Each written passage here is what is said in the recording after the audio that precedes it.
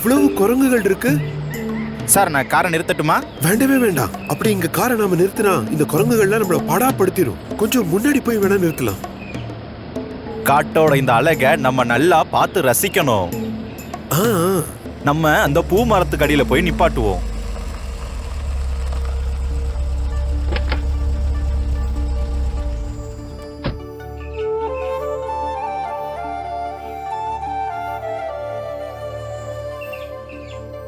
ஆஹா, இந்த சில்லுன்னு காத்து, இந்த பூக்களோட மனம், இந்த மாதிரி சுத்தமான காற்றோட ஆக்சிஜனை சுவாசிக்கிறதுனால மனுஷனோட வியாதியும் குணமாயிடும்.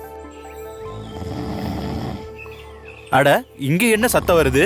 அநேகமா அது சிங்கமா தான் இருக்கும். ஐயோ கடவுளே, நாம நம்ம காரை சிங்கத்தோட குகைக்கு முன்னாடி நிறுத்திட்டோமா? பயப்படாதீங்க, சீக்கிரமா வண்டியில உட்காருங்க, நம்ம இங்க இருந்து கிளம்புவோம். அங்க பாரு, அங்க ஒரு ஆளு தூங்கிட்டு இருக்கான். அட அட, என்னது இது? இவரோட கொரட்டை சத்தம் ஏதோ சிங்கம் கர்ஜிக்கிற மாதிரில இருந்தது. இந்த மனுஷன் எவ்வளவு நிம்மதியா தூங்கிட்டு இருக்காரு பாரு. இந்த மாதிரி தூங்கணும்னு பல வருஷமா எனக்கும் ஆசை. அட, என்னங்க விஷயம்? அப்போ இவ்வளவு நேரம் நீங்க தூங்கிக்கிட்டு இல்லையா? நண்பரே, நான் இந்த உலகத்திலே ரொம்ப பிரபலமான சயின்டிஸ்ட். அப்புறம் நான் ரொம்ப பெரிய பணக்காரன். ஆனா என் மனசுல நிம்மதி கிடையாது. அது மட்டும் இல்லாம எனக்கு நிறைய வியாதிகள், அதாவது சுகர், பிளட் பிரஷர், கொலஸ்ட்ரால். இதனால என்னால நிம்மதியா தூங்க முடியல. நான் என்னோட வேலைகளை எல்லாத்தையுமே விட்டுட்டு என் மனசுக்கு நிம்மதியை தேடி நான் இந்த காட்டுக்கு வந்திருக்கேன். அது சரி, நீங்க எதுக்கு இங்க வந்திருக்கீங்க? என்னோட பேரு முத்துங்க. நான் ரொம்ப புத்திசாலியும் கிடையாது, பணக்காரனும் கிடையாது. இதுதான் நான் செய்யற தொழிலோட ஆயுதம். இதுல வர வருமானத்தை வச்சுதான் என் வாழ்க்கையை ஓட்டிக்கிறேன். எனக்கு எந்த வியாதியும் இல்ல. அதனாலதான் சந்தோஷமா நிம்மதியா தூங்க முடியுது. சார், இவர் பேசுறத பார்த்தா ஏதோ ரொம்ப திமிரு பிடிச்சவர் மாதிரி தெரியுறாரு. இவர்கிட்ட பேசி நேரத்தை வீணடிக்காதீங்க. நீங்க தாராளமா இங்க இருந்து போகலாம். ஏன்னா நான் இங்க இன்னும் கொஞ்ச நேரம் தூங்க போறேன்.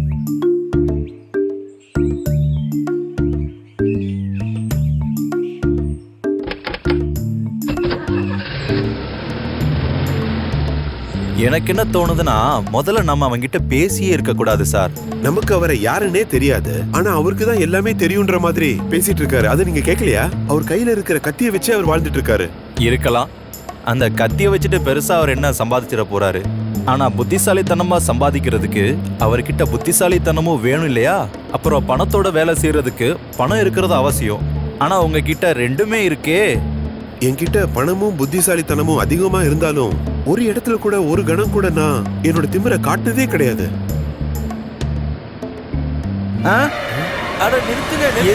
வண்டி இப்படி இழுத்துட்டு போகுது.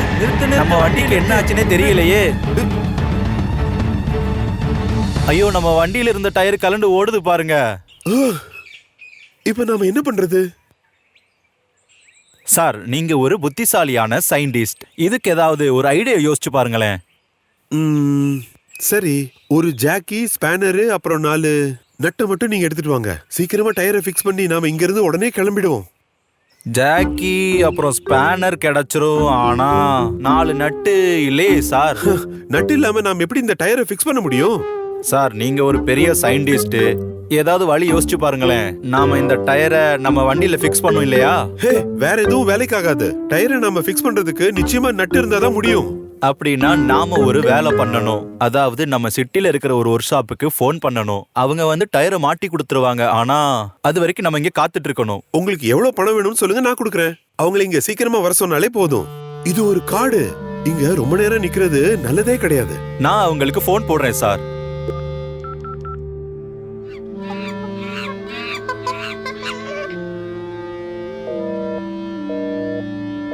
ஓ, ஒர்க் ஷாப்புக்கு போனே போக மாட்டேங்குது சார். ரிங்கு போயிட்டு இருக்கா? இல்ல, காலே போக மாட்டேங்குது. ஏன்னா இங்க நெட்வொர்க் கவரேஜே கிடையாது.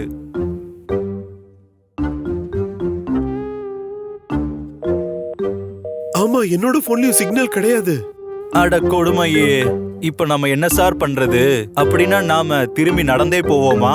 நாளைக்கு ஒர்க் ஷாப்ல இருந்து ஒரு பையனை கூட்டிட்டு வந்து திரும்ப வண்டி எடுத்துட்டு போயிருவோம். ஓ, அவ்வளவு தூரம் நாம திரும்பி நடந்து போகணுமா? நான் ரொம்பவே டயர்ட் ஆயிட்டேன். இந்த ஒரு வழிதான் சார் இருக்கு. அப்புறம் கொஞ்ச நேரத்துல இந்த காட்டு மிருகங்கள் நம்மள துரத்த ஆரம்பிச்சிரும் சார்.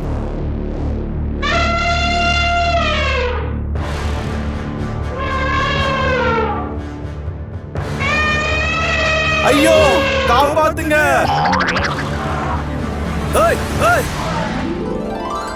போ இங்க இருந்து. போன்றல்ல.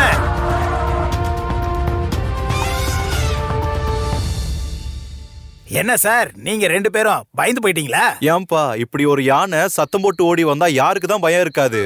முத்து, இன்னொரு வண்டி இங்க வர வரைக்கும் நீ எங்க கூட கொஞ்ச நேரம் இங்க இருக்கியா? சார், சாயந்தரம் ஆயிடுச்சு சார். அதனால இந்த பக்கம் எந்த வண்டியும் வராது. நீங்க தயவு செஞ்சு வண்டி எடுத்துட்டு கிளம்புங்க. இந்த வண்டியில இதுக்கு மேல எங்கனால போகவே முடியாது. என்ன ஆச்சுங்க? உங்க வண்டி ரிப்பேர் ஆயிடுச்சா என்ன?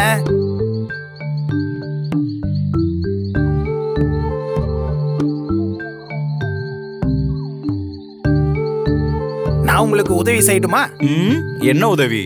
வண்டியோட டயரை ஃபிக்ஸ் பண்ண போறியா? இது நட்டு இல்லாம ஃபிக்ஸ் பண்ணவே முடியாது. ஒர்க் ஷாப்ல இருந்து இந்த வண்டியை சரி பண்ண யாராவது வந்தாதான் இங்க இருந்து இந்த வண்டியை நகர்த்தவே முடியும். சார், நான் முயற்சி பண்ணி பாக்குறேனே.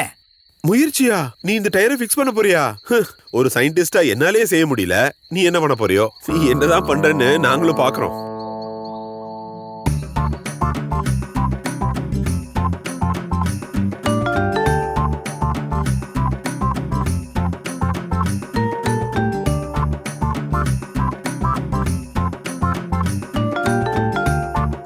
ஓ, இதெல்லாம் உன்னால சாதாரணமா எடுக்க முடியாது.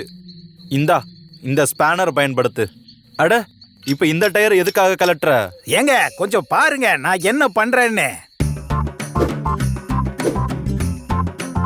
இப்ப இத வச்சு கரண்ட் போச்சுல, அந்த டயரை ஃபிக்ஸ் பண்ணிடுவோம்.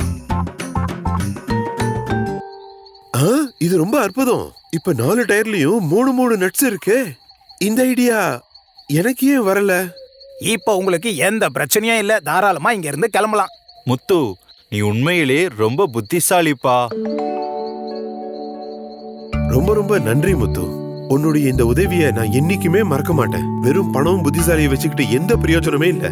நான் இதை நல்லா புரிஞ்சுக்கிட்டேன். எந்த ஒரு விஷயத்தையும் சரியா பண்றது மூலமா யுக்தியும் சக்தியும் ரொம்பவே முக்கியம்.